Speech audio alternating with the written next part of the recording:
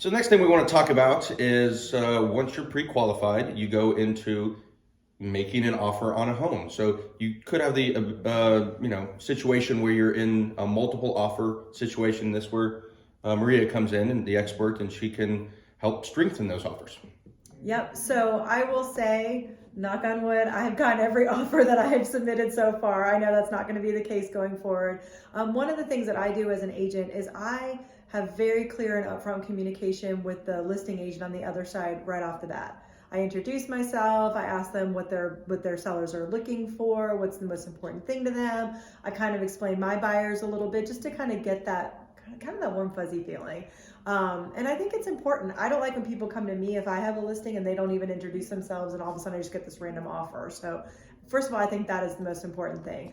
When you're submitting an offer, there's some things to consider. There's contingencies. Contingencies are kind of a bad word in the lender world, or not the lender world, in the listing world. But they're not awful. So there's due diligence, which is your free look at the house to make sure that there's nothing wrong with it. You know, during COVID time, that period was but it's definitely important. It's definitely important to understand what you're getting into. It's your free look at the house. But that's time that the house is going to be off the market for that seller. A financing contingency. So it is super important, and Josh will talk a little bit about this too, but to be pre-underwritten. So get as far into the lending process as you can to know what you qualify for. This way, when an agent submits an offer, they don't have to say, hey, I need some time to make sure I can really, really get this loan. You want to make sure that you can get that loan. Yeah, so let me talk about that finance contingency. So when I'm able to, not everyone's, I can have enough time to do it. Depends on where they are in the process. But if you give me enough time before you start looking at properties, I will go and submit the entire file to my underwriting team. So they will analyze all the income documents and everything and get you what's called pre-underwritten, which gives you a strong offer because your income is already set. You've already passed and qualified for the loan. There might be a little bit of paperwork we might need on the backside afterward, but you are 100% underwritten, and then I can call that agent, that listing agent, and let them know that, hey, this is a strong offer. They've already been pre-underwritten. There's no financing contingency needed on this at all, and that really, really helps strengthen the offer. So with that said, your lender matters. It matters who they are, their knowledge, the pace that they can get things done.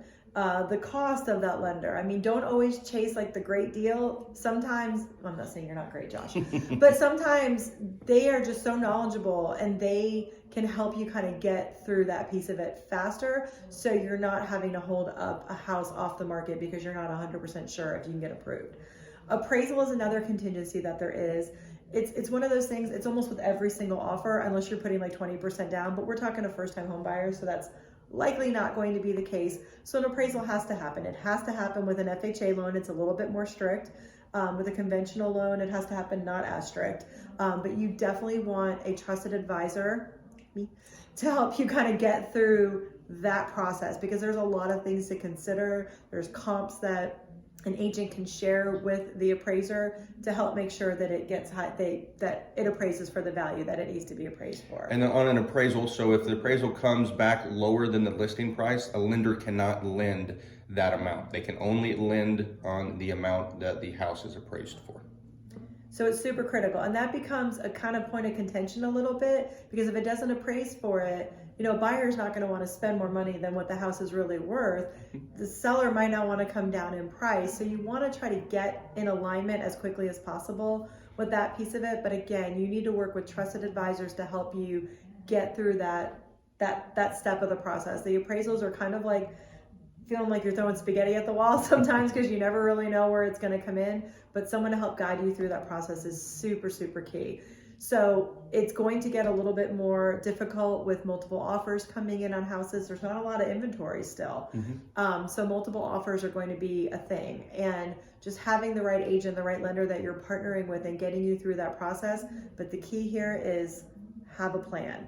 Know what you're doing, because when you find that house that you want, you need to be locked and loaded and ready to go. You need to be committed to doing it. And that takes a while to kind of build up that process to get to that point. So definitely work with Maria Van Burst, Keller Williams Ackworth, Josh Holly with Movement Mortgage.